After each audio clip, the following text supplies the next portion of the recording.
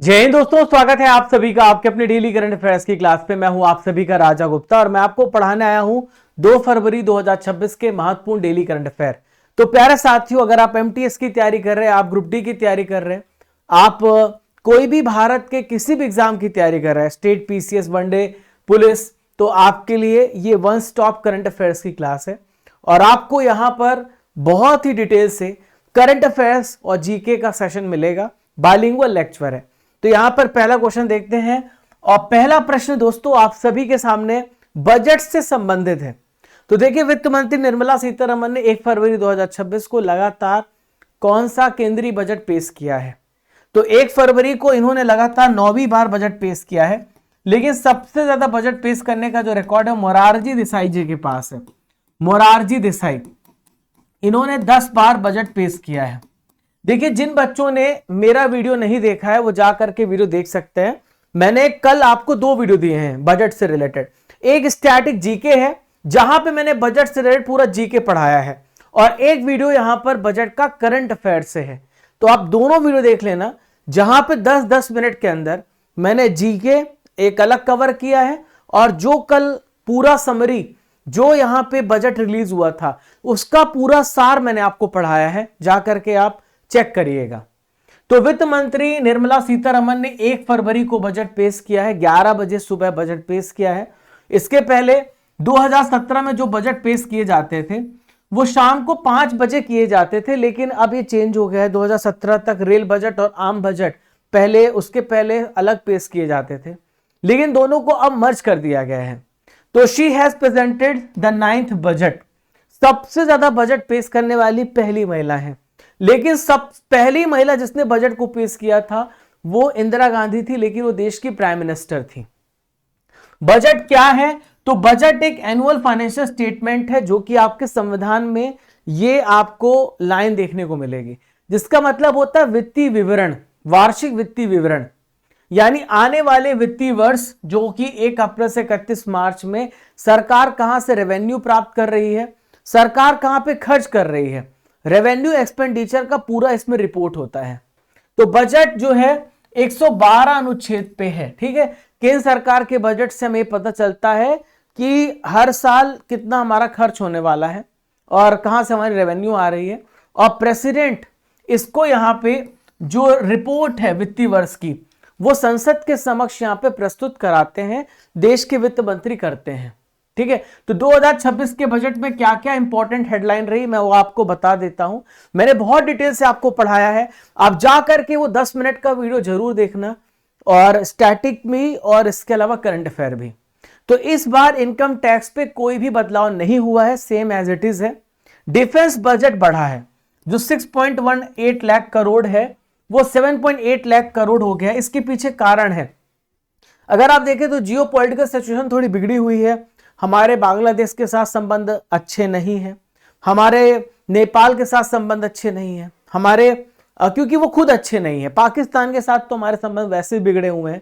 तो हमें यहाँ पे डिफेंस पे काम करने की जरूरत है, खर्च लगेगा। देश में 7 हाई स्पीड रेल कॉरिडोर बनाए जा रहे हैं ताकि रेल कनेक्टिविटी बढ़े। जब कनेक्टिविटी बढ़ेगी तो रोजगार बढ़ेगा और वहां के स्थानीय लोगों का आय बढ़ेगा।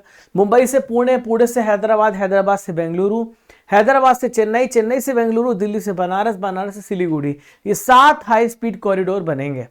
इसके अलावा रेयर अर्थ कॉरिडोर बनेगा उड़ीसा, केरल, आंध्र प्रदेश, तमिलनाडु में। रेयर अर्थ एलिमेंट होते हैं जो कि ऊर्जा में, डिफेंस में इस्तेमाल होते हैं, जो देश के किसी भी जीडीपी को बढ़ाने, इकोनॉमी को बढ़ाने में बहुत इंपॉर्टेंट है। इस बार विशेष रूप से क्लिनिक्स पे या मेडिसिन पे ध्यान दिया गया है। बायो फार्मा पे 10,000 करोड़ रुपए निवेश किया गया। इसके लिए बायो फार्मा शक्ति योजना स्टार्ट हुई है। साइंटिफिक रिव्यू के लिए 1000 से ज्यादा क्लिनिकल साइट्स बनाए गए ताकि हम हर एक चीज पे R&D कर सके। देश में 4000 नई ई बस चलेंगी, यह फैसला किया गया है। इसके अलावा महिलाओं को सशक्तिकरण बढ़ाने के लिए स्वयं सहायता उद्यम शी मार्ट्स शुरू किया गया है। ग्रामीण महिला को उद्यम में आगे लेके जाना है। देश में एम्स के लेवल पर 3 नए आयुर्वेद संस्थान बनाए जाएंगे, और नॉर्थ ईस्ट में अरुणाचल प्रदेश, असम, सिक्किम, मिजोरम, त्रिपुरा में बौद्ध सर्किट यहां पे बनाया जाएगा। इसके अलावा और यहां पर हम बात करें तो खेलो इंडिया मिशन की स्थापना करी जा रही, खेलो इंडिया मिशन की स्थापना होगी। टर्टल ट्रेल्स बनेंगे उड़ीसा में, कर्नाटक में, केरल में। टूरिज्म पे भी बहुत ध्यान दिया गया है। और 15,000 मिडिल स्कूलों में, 500 कॉलेज में जो यहां पर आपको रील्स बनाना सिखाया जाएगा। मतलब इसमें जो एवीजीसी है, मतलब यहां पर आपको एडिटिंग वेटिंग सब सिखाई जाएगी, ठीक है। एनिमेशन सिखाया जाएगा, एडिटिंग सिखाया जाएगा, ग्राफिक्स सिखाया जाएगा। और WHO की हेल्प से जामनगर गुजरात में यहां पे ट्रेडिशनल मेडिसिन सेंटर भी खोला जाएगा। तो ये सारी इंपॉर्टेंट चीजें मैंने बताई, हालांकि मैंने बहुत डिटेल से वो दो वीडियो में पढ़ाया है। आप जा करके उस वीडियो को जरूर देखना, उसमें आपको बहुत नॉलेज मिलेगी। क्वेश्चन नंबर 2 देखते हैं। सुनेत्रा पवार किस राज्य की पहली महिला चीफ मिनिस्टर बनी है? First women deputy chief minister. तो महाराष्ट्र, इसका सही आंसर ए हो जाएगा। महाराष्ट्र की डिप्टी सीएम बनी है, इनका नाम है सुनेत्रा पवार। तो आप यहां पे सुनेत्रा पवार देख पा रहे हैं। अजीत पवार की हाल ही में डेथ हो गई है और बारामती में इनका जो हेलीकॉप्टर था वो यहां पे फिसल गया रनवे से और क्रैश हो गया। महाराष्ट्र के डिप्टी सीएम और एनसीपी के प्रमुख अजीत पवार का प्लेन क्रैश में निधन के बाद इनकी वाइफ और राज्यसभा सांसद सुनेत्रा पवार को डिप्टी सीएम यहां पे बनाया गया है। ये यहां पे फैसला किया गया है, ठीक है। तो सुनेत्रा पवार महाराष्ट्र की पहली महिला डिप्टी सीएम बनेगी, ध्यान में रखिएगा। प्रेजेंट में महाराष्ट्र के सीएम देवेंद्र फडणवीस है और उप मुख्यमंत्री है एकनाथ शिंदे, ठीक है। बात कर लेते हैं महाराष्ट्र की। तो महाराष्ट्र की बाउंड्री गुजरात को लगती है, मध्य प्रदेश को लगती है, यहां पर आप देखिए यहां पर कर्नाटका को लगती है, तेलंगाना आंध्र प्रदेश को छूती है और गोवा को भी छूती है, ठीक है। तो यहां पर आप देखिए तेलंगाना को छूती है, आंध्र प्रदेश को नहीं छूती है। तो इस प्रकार से सीमा यहां पर बनी हुई है महाराष्ट्र की। महाराष्ट्र 1960 में मराठी भाषा, और यहां पे महाराष्ट्र और गुजरात अलग हुए थे। 1960 में महाराष्ट्र का गठन हुआ। इसकी कैपिटल मुंबई है। आचार्य देवव्रत यहां के राज्यपाल हैं। देवेंद्र फडणवीस यहां के चीफ मिनिस्टर हैं। विधान परिषद सीटें 78 है, विधानसभा सीटें 288 है, राज्यसभा की 19 सीटें, लोकसभा की 48 सीटें हैं। क्वेश्चन नंबर 3 है, इसका भी मैं डिटेल में आपको 10 मिनट का एक वीडियो दूंगा। और आइए महत्वपूर्ण जानकारी जान लेते हैं। ऑस्ट्रेलियन ओपन जो कि जनवरी महीने में होता है, ये पुरुष एकल का विजेता कौन बना है? तो नोवाक जोकोविच यहां पे विजेता बने, जो कि सर्बिया के खिलाड़ी हैं। ए इसका राइट आंसर हो जाएगा, ठीक है। यहां पर ध्यान में रखिएगा, अरे माफ कीजिएगा, नोवाक जोकोविच मैं कह रहा हूं। कार्लोस अल्कराज, सी इसका राइट आंसर होगा, स्पेन के खिलाड़ी हैं। ये यहां पे विजेता बने हैं ऑस्ट्रेलियन ओपन के, ठीक है। तो कार्लोस अल्कराज स्पेन के खिलाड़ी हैं। तो ये 18 जनवरी से स्टार्ट हुआ, 1 फरवरी को खत्म हुआ मेलबर्न पार्क विक्टोरिया ऑस्ट्रेलिया में। हार्ड कोर्ट में खेला गया है, ग्रीन सेट जिसे कहते हैं। और कार्लोस अल्कराज स्पेन के खिलाड़ी है। रनर अप नोवाक जोकोविच हैं, सर्बिया के खिलाड़ी हैं।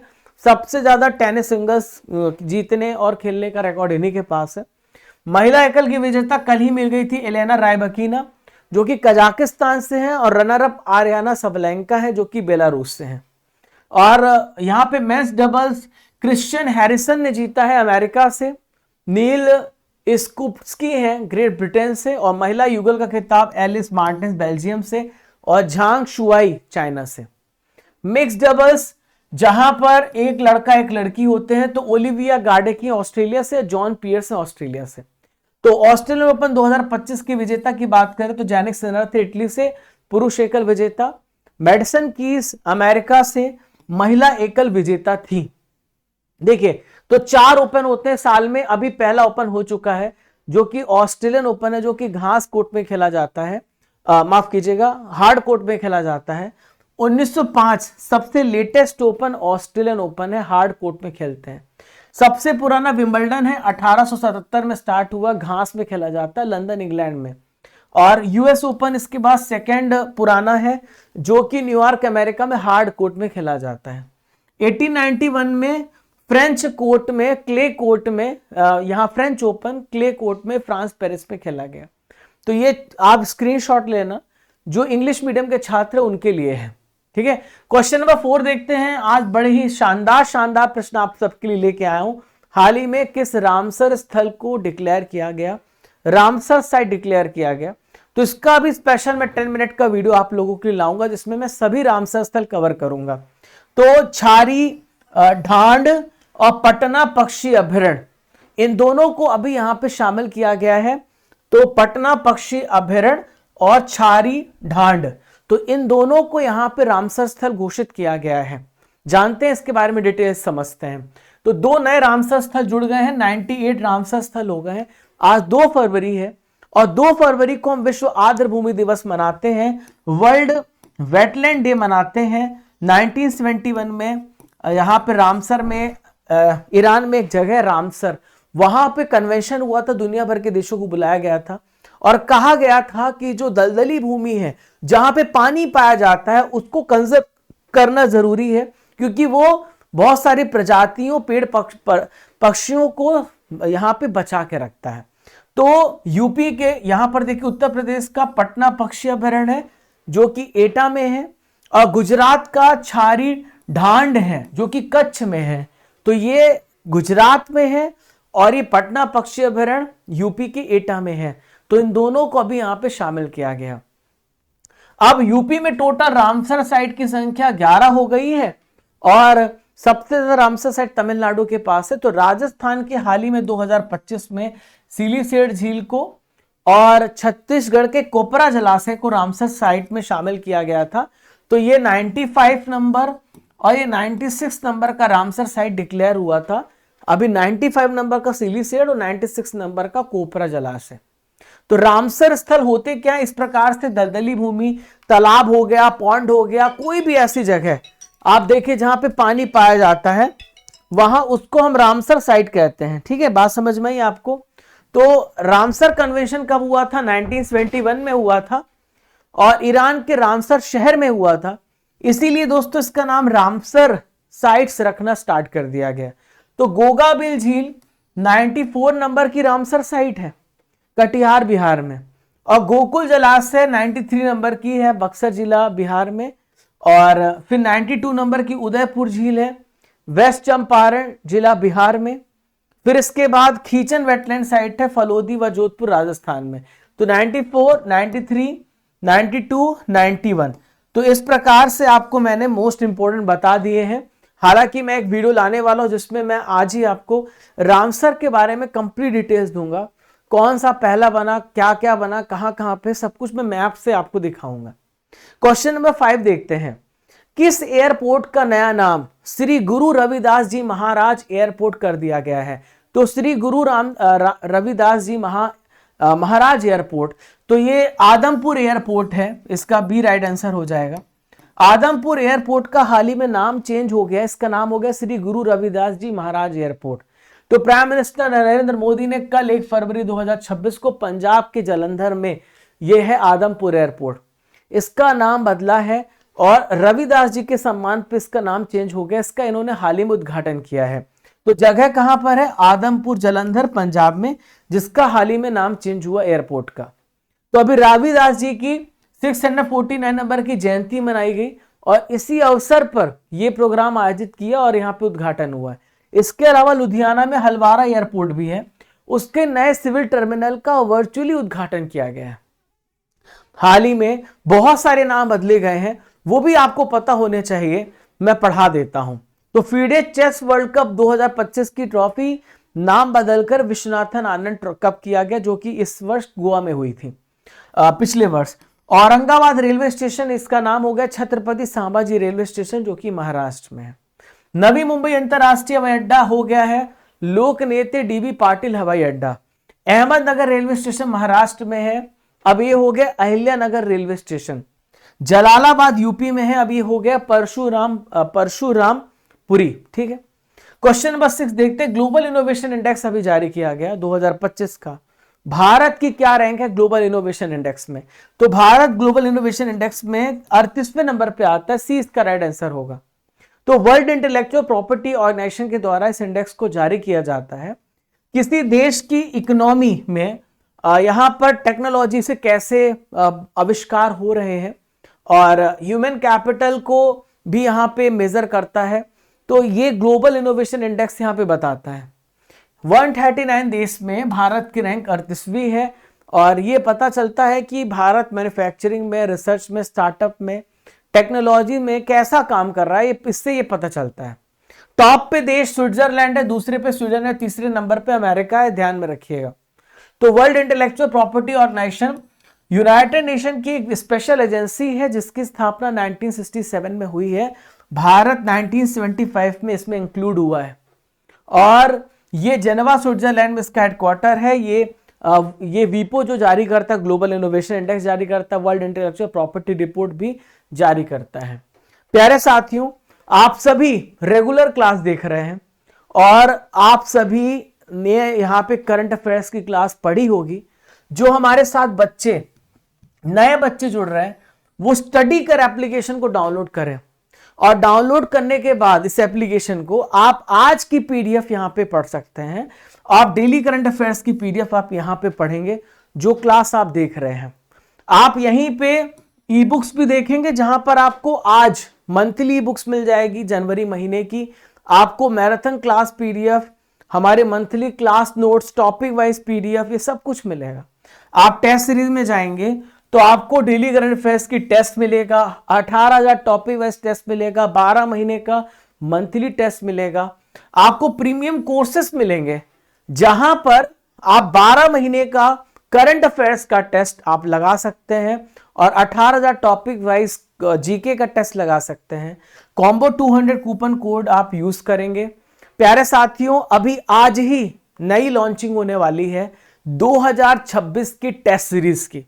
2026 का पूरे 12 महीने का पैकेज करंट अफेयर्स का और 12 महीने का टेस्ट आज ही लॉन्च होगा, तो आप उससे जुड़ जाना।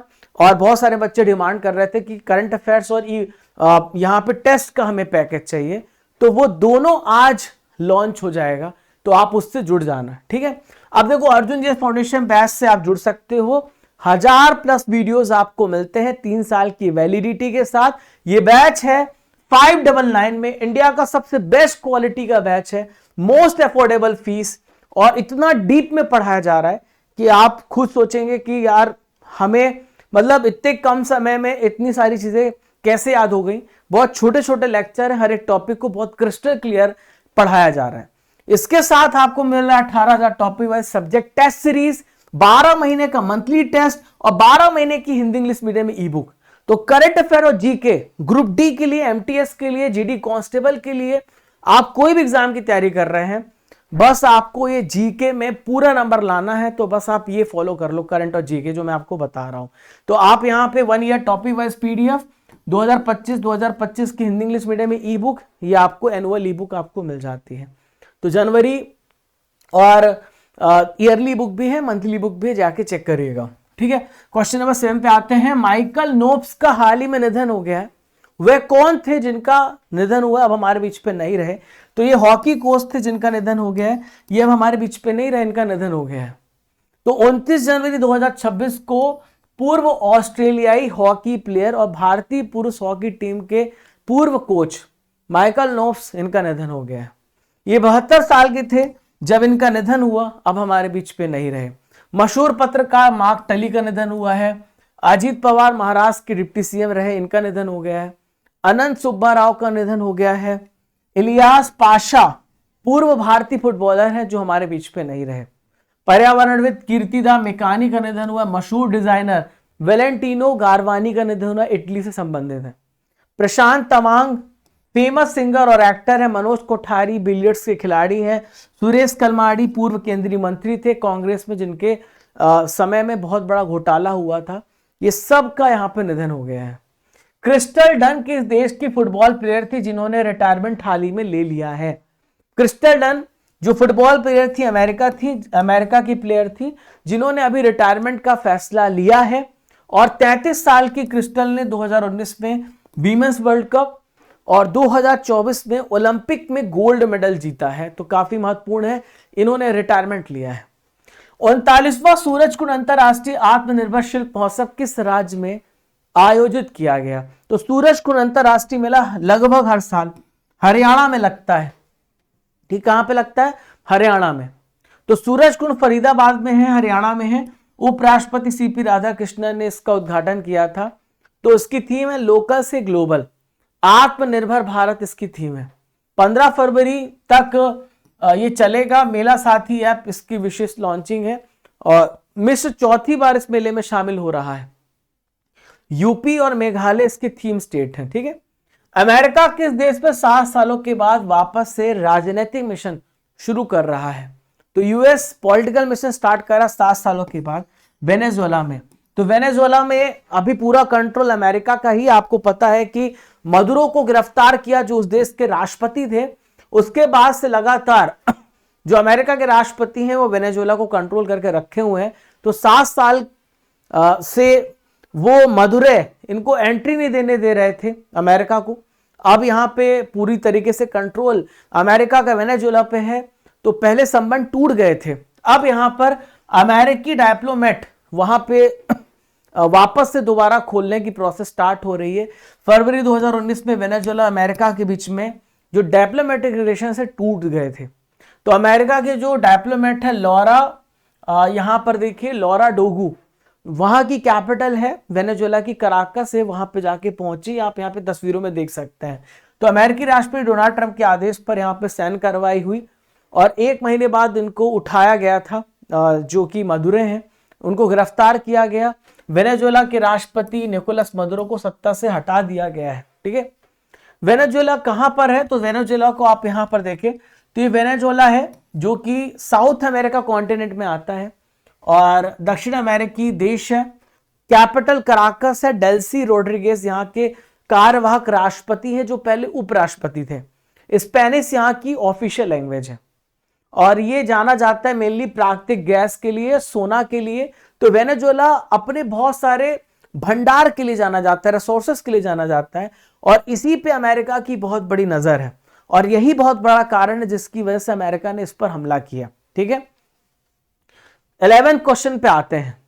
भारत के पहले Bharat Ratna doctor Baba Saheb Ambedkar advocate training and research centre BVATRC का उद्घाटन कहां पर किया गया? तो Bharat Ratna doctor Baba Saheb Ambedkar advocate training research centre ये तलोजा में नवी मुंबई में स्टार्ट किया गया। यहाँ पे एडवोकेट्स को ट्रेनिंग दी जाएगी।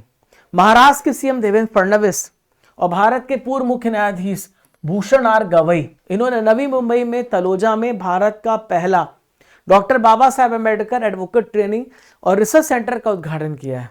ठीक है, तो यहाँ पे महाराष्ट्र और गोवा बार काउंसिल के द्वारा इसकी स्थापना यहाँ पर करी गई है। ट्रेनिंग यहाँ पे दी जाएगी।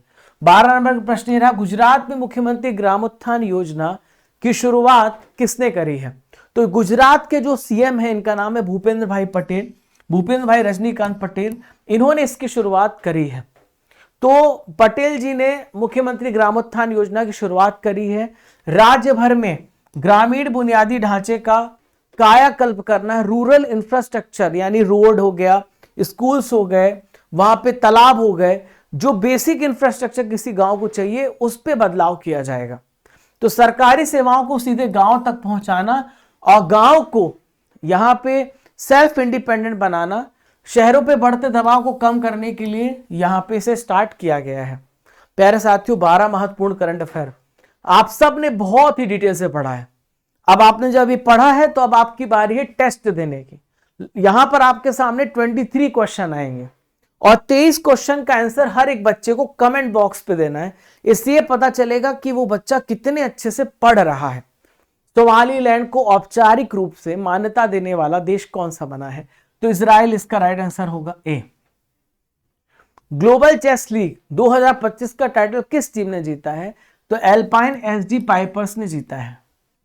कृत्रिम बुद्धिमत्ता आधारित प्रयोगशाला सहायक आइला किस संस्थान के रिसर्चर्स द्वारा डेवलप किया गया है? तो IIT दिल्ली के द्वारा डेवलप किया गया है। बैडमिंटन वर्ल्ड फेडरेशन एथलीट आयोग की अध्यक्ष यहां पे कौन है? तो इनका नाम है PV सिंधु। अटल कैंटीन की शुरुआत कहां की गई है? तो दिल्ली में अटल कैंटीन की शुरुआत करी गई। पार्वती अर्गा पक्षी अभयारण्य किस राज्य में जिसे पर्यावरण संवेदनशील क्षेत्र घोषित किया गया? तो यूपी में है। खलीदा जिया किस देश की पहली महिला प्राइम मिनिस्टर थी जिनका निधन हो गया है? तो बांग्लादेश की पहली प्राइम मिनिस्टर थी जिनका निधन हुआ है। शरद चंद्र पवार कृत्रिम बुद्धिमत्ता उत्कृष्टता केंद्र कहां पे स्थापित हुआ है? तो बारामती में स्थापित हुआ, जहां पे अजीत पवार का प्लेन क्रैश हुआ। काकोई रिजर्व असम में है। हाल ही में कौन सा दुर्लभ जीव पहली बार देखा गया है। तो यहाँ पे क्लाउडेड लेपर्ड देखा गया। कौन सा देश दुनिया की चौथी सबसे बड़ी इकोनॉमी बन गया है? तो हमारा भारत चौथे नंबर पे, पहले नंबर पे अमेरिका, दूसरे नंबर पे चाइना, तीसरे नंबर पे जर्मनी, पांचवें नंबर पे जापान है। आर्थिक सर्वेक्षण 2025-26 संसद में किसने प्रस्तुत किया? 31 जनवरी के करंट अफेयर को देखते हैं। तो निर्मला सीतारमन ने किया, ए राइट आंसर। 2026 में पहली और भारत की 127वीं यूनिकॉर्न कंपनी कौन सी है? तो इसका नाम है जस्पे। माइक्रोसॉफ्ट ने कौन सी नई AI inference accelerator chip launch करी है? तो इसका नाम है माया 200। मुख्यमंत्री एता कोली दूती पात योजना किस राज्य सरकार ने स्टार्ट करी है? असम में स्टार्ट करी है, चाय बागान के श्रमिकों के लिए। भारत का पहला एआई बेस्ड विश्वविद्यालय किस संस्थान में शुरू किया गया? चौधरी चरण सिंह विश्वविद्यालय मेरठ में। किस संगठन ने ईरान के इस्लामिक रेवोल्यूशनरी गार्ड को आतंकी संगठन घोषित किया है? यूरोपियन यूनियन ने घोषित किया है। मुंबई अहमदाबाद बुलेट ट्रेन परियोजना के तहत अहमदाबाद में स्टील ब्रिज की लंबाई कितनी है? तो इसकी लंबाई 100 मीटर है। इंग्लैंड के चर्च की पहली महिला बिशप कौन बनी है? तो सारा मुल्लाली बनी है। 31 जनवरी 2026 को भारत पहली बार किस बैठक की मेजबानी करेगा? तो अरब लीग की विदेश मंत्रियों की बैठक की मेजबानी करेगा। 29वें all India national martial art championship में गोल्ड मेडल किस राज्य की छात्रा ने जीता है? तमिलनाडु की छात्रा ने जीता है। कुष्ठ रोग निवारण दिवस कब मनाया जाता है? तो यह मनाया जाता है 30 जनवरी को, महात्मा गांधी जी की पुण्यतिथि में। किस अमेरिकी संस्था ने साउथ भारत की 3 ऐतिहासिक कांस्य मूर्तियां भारत को लौटाने की घोषणा करी है? तो national museum of Asian arts ने यहां पे लौटाने का फैसला किया है। प्यारे साथियों, अब उन प्रश्नों को डिस्कस करेंगे जो आपके एग्जाम में आ चुके हैं। भौतिक मात्रा चुंबकीय प्रवाह मैग्नेटिक फ्लक्स की जो यूनिट है वो क्या है?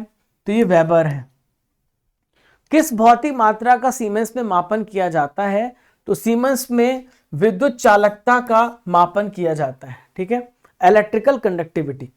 ध्वनि तरंगों में कौन सा शब्द जुड़ा नहीं है? तो ध्वनि तरंग में हर्ट्ज जुड़ा है, डेसिबल जुड़ा है, मैक जुड़ा है, कैंडेला नहीं जुड़ा है। ठीक है प्यारे साथियों, आज का सवाल है ऑस्ट्रेलियन ओपन 2026 का पुरुष एकल का खिताब किसने जीता है? आपको इस प्रश्न का उत्तर कमेंट बॉक्स पे देना है। आपको यहाँ पे एक तस्वीर दिख रही है, आपको बताना है ये तस्वीर किस महिला की है और ये किस लिए जानी जाती है। देखिए 31 जनवरी को जो बच्चों ने टेस्ट दिया था उनका रिजल्ट है अमित पावदिया, यूसुफ, हरीश, सोनाक्षी गुप्ता, सलोनी, हिमांशु, रूबी, स्नेहा वर्मा, कनुष्की, पंजियार, वर्षा वर्मा। तो टेस्ट सीरीज में जाना है, वहां पे डेली करंट अफेयर का फ्री टेस्ट होता है जहां पर आप डेली रैंक प्राप्त कर सकते हैं। पता चलेगा कि आप कितने अच्छे से पढ़ रहे हैं।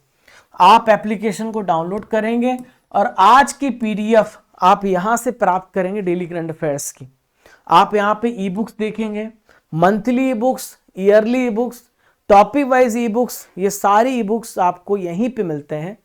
और प्यारे साथियों, आज आपकी जनवरी की मंथली बुक भी लॉन्च हो जाएगी। आप टेस्ट सीरीज में जाएंगे तो 18,000 टॉपिक वाइज टेस्ट सीरीज, 12 महीने का मंथली टेस्ट भी आपको यहीं पे मिलेगा। डेली करंट अफेयर का भी टेस्ट मिलेगा।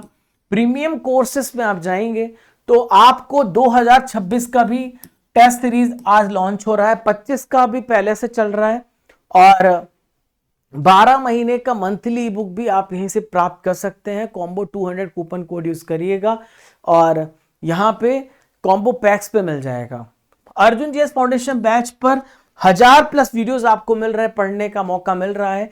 599 में आपको ये बैच मिलेगा 3 साल की वैलिडिटी के साथ और polity, geography, economics, science, history ये सब आप पढ़ेंगे। और प्यारे साथियों, कूपन कोड यूज करना है जनवरी 700।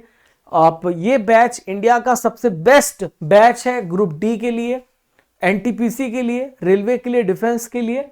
और इसके साथ मिलेगा 18,000 topic wise subject test series, 12 महीने का मंथली टेस्ट, 12 महीने की monthly e book free of cost मिलेगा। तो आप इस बैच पे जुड़ सकते हैं और ये प्रीमियम कोर्सेस में मिलेगा अर्जुन जीएस पे 1 year topic wise PDF Hindi medium की 2025 की 12 महीने का पैकेज भी है आप सभी के लिए। और प्यारे साथियों, आप यहाँ पे ईयरली करंट अफेयर्स की बुक को भी डाउनलोड कर सकते हैं, मंथली बुक्स भी डाउनलोड कर सकते हैं। और यहाँ पे 4000 प्लस टेस्ट से भी ज्वाइन हो सकते हैं। और साथियों ई बुक्स में जाएंगे तो साइंस, हिस्ट्री, ज्योग्राफी, ये सारी ई बुक्स आपको एक ही प्लेटफॉर्म पे मिलती हैं। आप ई बुक्स पे जाना, GK GS all subject e books पे क्लिक करना, वहां पे आप हमारे social media handle Telegram, Instagram, WhatsApp, Facebook, ये सारे सोशल मीडिया हैंडल्स पे आप जा करके हमें फॉलो कर सकते हैं। और प्यारे साथियों, रेगुलरली आप पढ़िए, चैनल पे नए सब्सक्राइब करिए। आपका क्या सजेशन है, पॉजिटिव, नेगेटिव, इस वीडियो के लिए, इस चैनल के लिए जरूर बताएं। हम उस पर बदलाव करेंगे, उस पर अमल करेंगे। और ये आपका चैनल है, आपके चैनल को आपके हिसाब से भी चलना चाहिए। तो साथियों, वीडियो पसंद आया हो तो अपने हर एक सोशल मीडिया प्लेटफॉर्म पे शेयर करना। मिलते हैं अगले इंपॉर्टेंट टॉपिक के साथ। तब तक के लिए आप सभी को जय हिंद, जय भारत, खुश रहिए, मुस्कुराते रहिए।